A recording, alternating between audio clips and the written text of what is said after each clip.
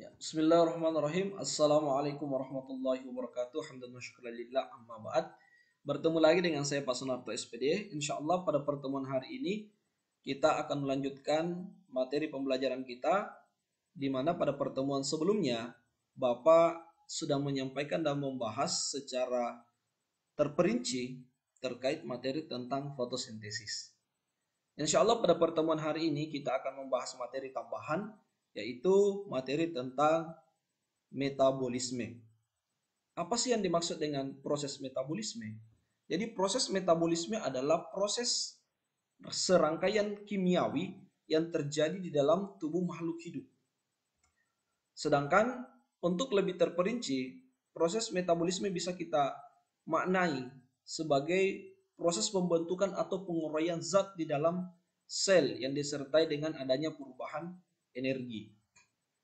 Kemudian dalam proses metabolisme itu ada dua proses yang saling terkait. Yang pertama ada yang disebut dengan proses anabolisme.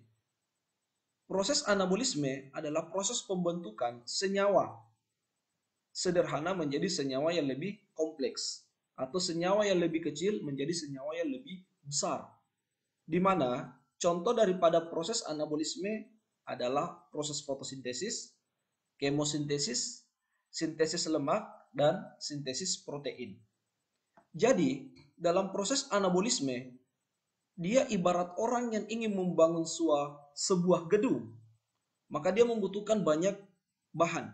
Ada pasir, ada besi, ada semen, ada kerikil, ada batu bata, dan ada batu gunung.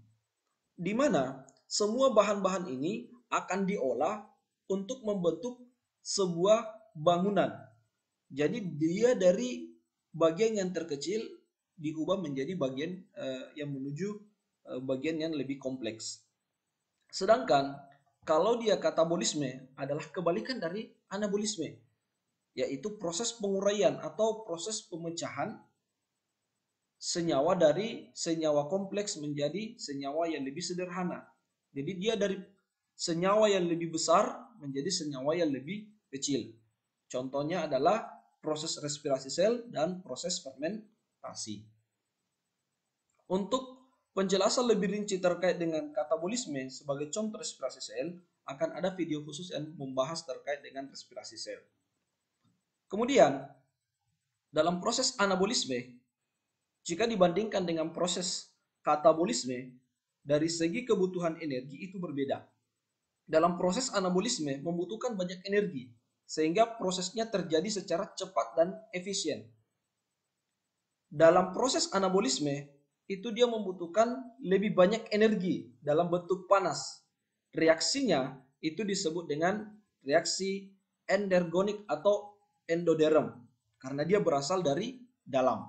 Sedangkan proses katabolisme itu membutuhkan sedikit energi yang dilepaskan ke lingkungan berupa energi panas. Reaksinya berupa eksergonik atau eksoterm. Untuk lebih lanjut, anabolisme itu memiliki beberapa contoh yang sudah Bapak sampaikan di awal.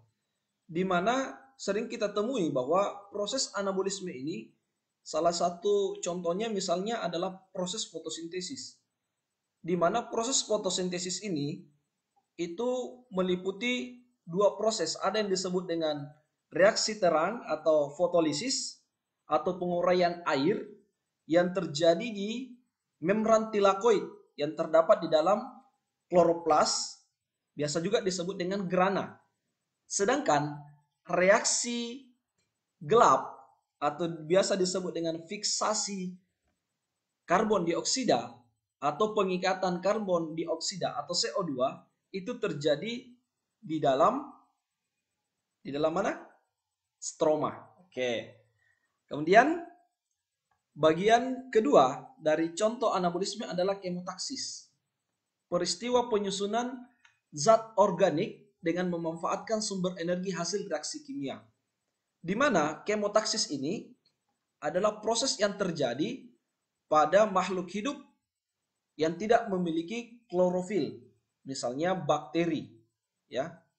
Kemudian Yang kedua, proses katabolisme, di mana proses katabolisme ini memiliki beberapa contoh yang Bapak tadi sampaikan di awal, itu meliputi beberapa contoh di sini. Yang pertama, ada yang disebut dengan fermentasi.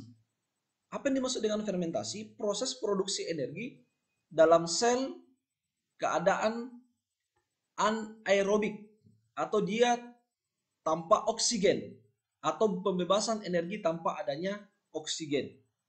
Istilah fermentasi ini sudah sering kita temukan, misalnya dalam pembentukan atau pembuatan tape, oncom, bir, keju, dan lain sebagainya. Sehingga proses fermentasi ini adalah proses yang di dalamnya dia tidak membutuhkan energi atau anaerob. Karena ketika dia dalam keadaan aerob atau terdapat energi, maka mikroorganisme yang membantu di dalam proses fermentasi itu akan terhambat, bahkan akan mati. Kemudian yang kedua, ada yang disebut dengan respirasi sel. Proses pembebasan energi kimia yang terkandung dalam molekul organik pada sel hidup menjadi energi yang berguna bagi aktivitas hidup.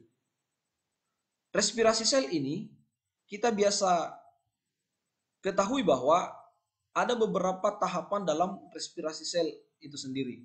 Yang pertama ada yang disebut dengan glikolisis, di mana glikolisis ini terjadi di dalam sitoplasma.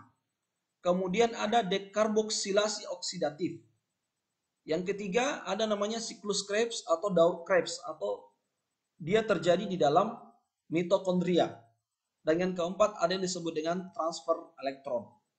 Untuk lebih lanjut berkaitan dengan respirasi sel, seperti yang disampaikan di awal bahwa akan ada video khusus yang membahas untuk rangkaian respirasi sel dalam tubuh makhluk hidup. Saya kira Anda sekalian cukup untuk pertemuan kita pada hari ini. Terima kasih atas segala perhatiannya. Mohon maaf atas segala kekurangan. Assalamualaikum warahmatullahi wabarakatuh.